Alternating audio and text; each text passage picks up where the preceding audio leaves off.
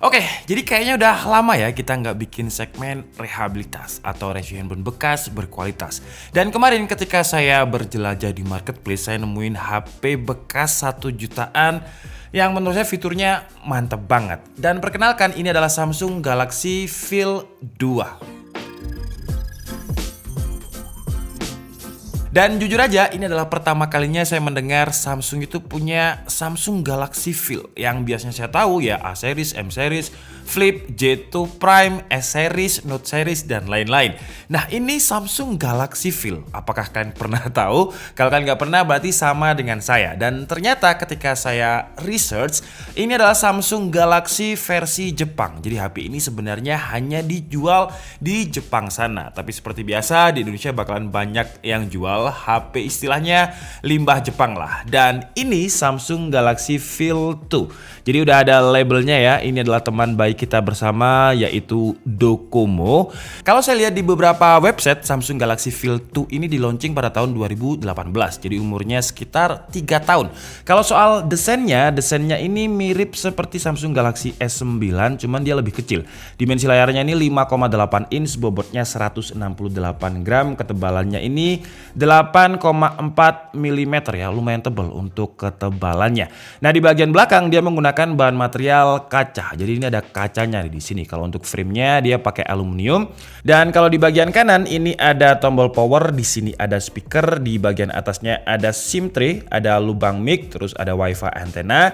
Di sebelah kirinya ada volume up and down, dan di sini ada untuk bandulan ya. Ini kayak semacam kalau HP dulu itu ada bandulannya untuk dijadikan kalung gitu. Nah, di bagian bawahnya ada konektor Type C dan audio jack, terus ada lubang mic. Di bagian belakang ini dia menggunakan material kaca. Terus kalau untuk kameranya single aja dengan main kameranya ini resolusi 16 megapiksel, di samping kanannya ada LED flash dan ada fingerprint. Fingerprintnya ada di belakang seperti ini. Nah, yang menarik dari HP Samsung Galaxy Fold 2 ini harga bekasnya ya 1,5 juta untuk yang kondisi mulus atau istilah seller itu like new. Jadi kalau kalian lihat memang benar-benar hampir tidak ada bekas pemakaian sama sekali, entah ini barang bekas atau gimana. Kayak benar-benar kayak baru gitu, apa nggak pernah dipakai atau pakai case, tapi yang jelas dia memang like new banget. Nah, dengan harga 1,5 juta, poin yang paling menarik menurut saya pertama adalah layarnya. Karena layarnya ini udah pakai layar Super AMOLED, terus ada NFC-nya juga, ada fingerprint. Tapi sekarang langsung aja, daripada kalian penasaran, langsung aja kita coba ya. Mungkin untuk NFC-nya dulu, karena ini kan barang Jepang ya. Apakah NFC Jepang itu bisa kita gunakan di Indonesia? Di sini ada kartu flash BCA. Jadi langsung aja kita taruh di sini, set, jedung. Apakah dia bisa? Bisa ya. Jadi kalau misalkan kita mau cek saldo, set seperti ini, dia akan otomatis baca dan saldonya tinggal 137.000. Jadi kalau untuk NFC aman.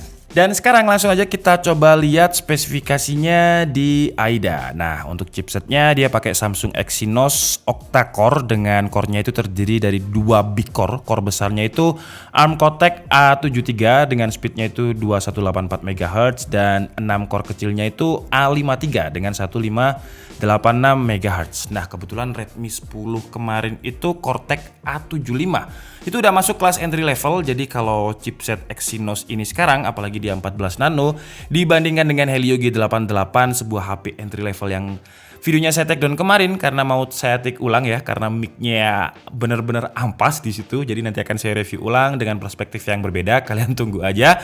Nah, chipsetnya ini kalau kita bandingkan dengan Helio G88 aja, dia kalah kenceng. Apalagi kalau kita lihat dari sistemnya, untuk RAM-nya dia cuma 4 GB, memori internalnya ada di 32 GB. Terus karena dia dimensinya kecil, jadi untuk baterainya ini nggak terlalu besar, dengan baterainya 3000 mAh. Entah kenapa ya, banyak HP Jepang itu yang baterainya nggak yang 5000 atau 6000 mAh. Contohnya Sony Xperia juga baterainya kecil-kecil. Ketika datang dia menggunakan Android 8.1, tapi udah saya upgrade, jadi sekarang dia udah bisa pakai Android 10 dengan One UI versionnya itu ada di 2.0. Nah, Sekarang coba kita lihat karena dia udah pakai Android 10, jadi tampilannya udah lebih modern lah ya dengan One UI 2.0-nya ini. Dia ada blue light filter untuk mengurangi radiasi warna biru untuk mata, terus juga ada NFC yang udah kita coba tadi.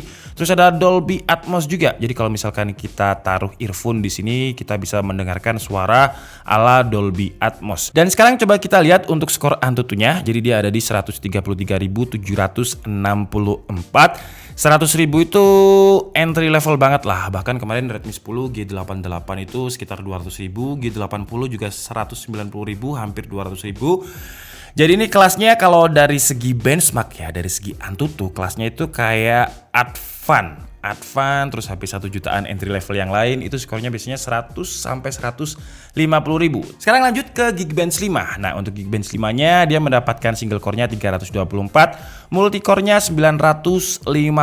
Lanjut, sekarang kita tes juga di 3D Mark untuk melihat GPU-nya mendapatkan skor berapa, dan hasilnya di White Left Stress Test kita loop.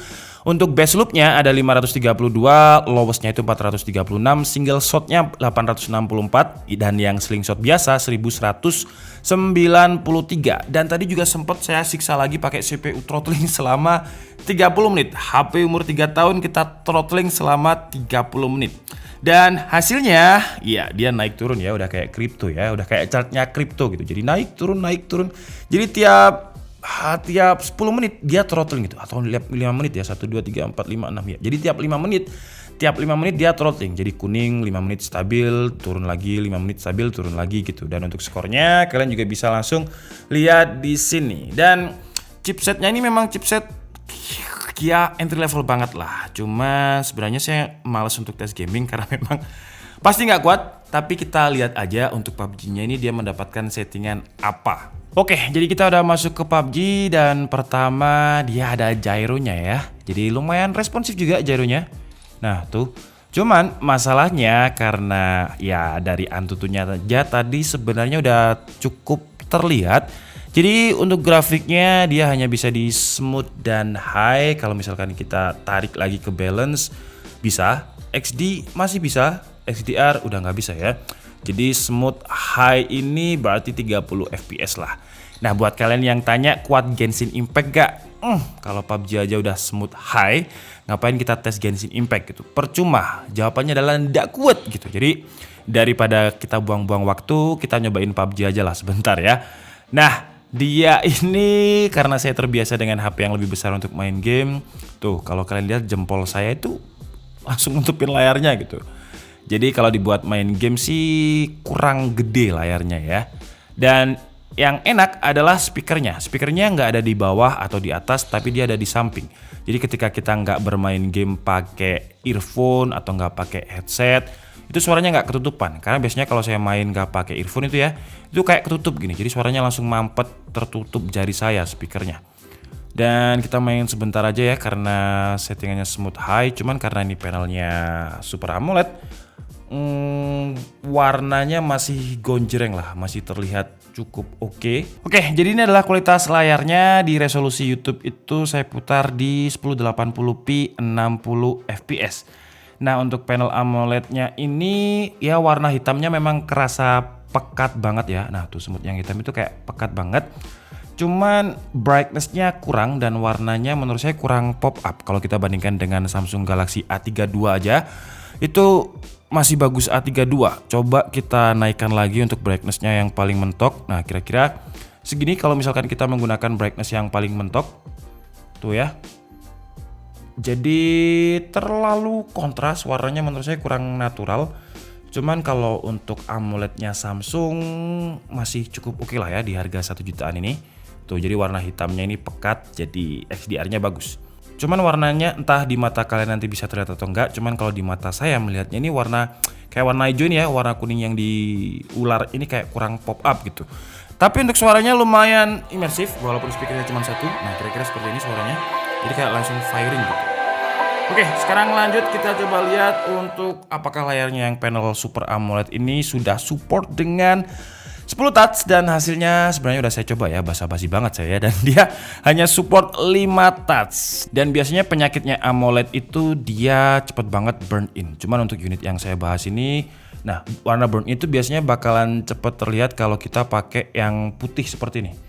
Nah, kalau di sini nggak ada burn in, yang ada flicker ya, karena wajar AMOLED itu flicker karena shutter speed saya kurang rendah. Dan sekarang kita cek untuk baterainya. Tadi saya udah bilang kalau baterainya ini kecil banget, 3000 mAh, dan hasilnya, tawon. Bukan, ada battle box di sini. Sorry ya, ada iklan. Jadi ketika saya coba 100% itu jam 19.21 sekitar setengah 8. Kamu coba sana nak. Setengah 8 dan dia sisa 31% itu jam setengah 2 pagi. Dan baterainya nggak terlalu awet sih. Saya tadi coba main Mobile Legends itu satu match, berkurangnya bisa 15%. Jadi lumayan boros banget. Cuman untuk waktu pengecasannya lumayan cepat. Saya ngecasnya pakai chargernya Xiaomi yang 65 watt itu. Dan dari jam 3 itu sisa 25% dan dia fullnya itu jam 4 lebih 16. Jadi sekitar 3 jam dari 30% ke 100%. Lumayan cepet lah ya, karena dia HP jadul, support fast chargingnya cuman 18 watt. Dan sekarang coba kita lihat untuk kameranya. Jadi dia main kameranya, kamera belakangnya ini 16 megapiksel. Kita coba foto stick Sony yang saya beli, nggak pernah saya pakai, yang pakai itu anak-anak. Dan ada focus live juga. Ini untuk kamera depan aja. Coba kita foto juga. Nah, jadi dia ada efek bokeh gitulah. Terus cuman itu aja ya pilihannya ya. Jadi ini untuk user interface kameranya, fiturnya nggak terlalu banyak, simple aja, video, foto, focus live. Dan kita coba sekarang untuk kamera depan di mode biasanya. Wait, ketika saya moto ini, haptic feedbacknya memang entry level tapi masih nggak getar semua gitu. Semoga aja dengan mendengarkan ini kalian bisa paham maksud saya ya. Tuh, jadi getarnya itu nggak terlalu getar semuanya, hanya bagian yang kita tekan aja yang getar, tapi nggak terlalu presisi seperti HP flagship gitu. Masih kerasa mid range lah, bukan entry level. Dan sekarang kita lihat untuk sensor-sensornya, dia lengkap ya. Yang nggak ada itu hanyalah sensor untuk suhu. Terus dia juga sudah memiliki sertifikasi IP68 Water and Dust Resistant. Oke lah, jadi mungkin cukup segitu aja ya video rehabilitas atau review handphone bekas berkualitas versi Samsung Galaxy Fold 2 versi Jepang. Ini benar-benar HP Jepang nih, karena dia tidak keluar di negara lain. Untuk Samsung Galaxy Fold hanya khusus untuk di Jepang. Dan kesimpulannya dengan harga 1,5 juta, poin yang sangat menarik dari HP ini, pertama yang paling saya suka adalah dia cuma 5,6 inch. Entah kenapa daily driver saya tuh HP yang gede banget, 6,7 inch, iPhone 12 Pro Max. Tapi ketika megang Samsung Galaxy Fold 2 ini, dipegang dengan satu tangan itu nyaman. Apalagi bagian aluminiumnya ini kerasa premium, kerasa flagship. Terus bagian belakangnya juga kaca, jadi dipegang itu kayak feel-nya mantep banget. Bobotnya juga nggak terlalu berat, 168 gram dengan ketebalannya 8,4 mm.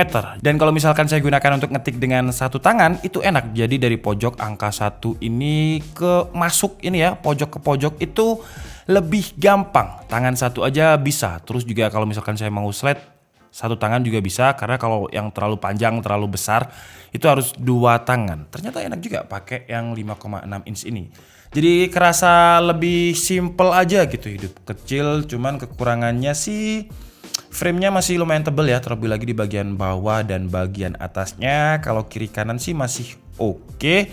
Jadi kekurangannya yang jelas ya, dia bekas, umurnya udah 3 tahun. Kelebihannya dia udah IP68, NFC, Super AMOLED, terus juga ada fingerprint di bagian belakangnya ini. Terus untuk kameranya walaupun resolusinya nggak segede-gede HP sekarang HP entry level aja 50 megapiksel ya, gila. Ini cuma 16 megapiksel tapi menurut saya kualitasnya masih oke banget. Terus kelebihan lain nggak ada sih ya, itu aja kelebihannya. Kalau misalkan ini HP baru 1,5 juta, NFC, Super AMOLED, fingerprint, kayaknya bakalan laku banget. Cuman kekurangan yang paling hakiki di HP ini karena dia masuk ke segmen rehabilitas. Jadi kekurangannya adalah dia handphone bekas, apalagi ini versi Docomo. Oke lah, jadi mungkin cukup segitu aja video kita kali ini. Kalau misalkan kalian punya rekomendasi atau ide untuk kita rehab HP apa lagi di next rehabilitas, kalian bisa tulis aja di kolom komentar. Saya Dika Budi and see you on the next video. Bye bye.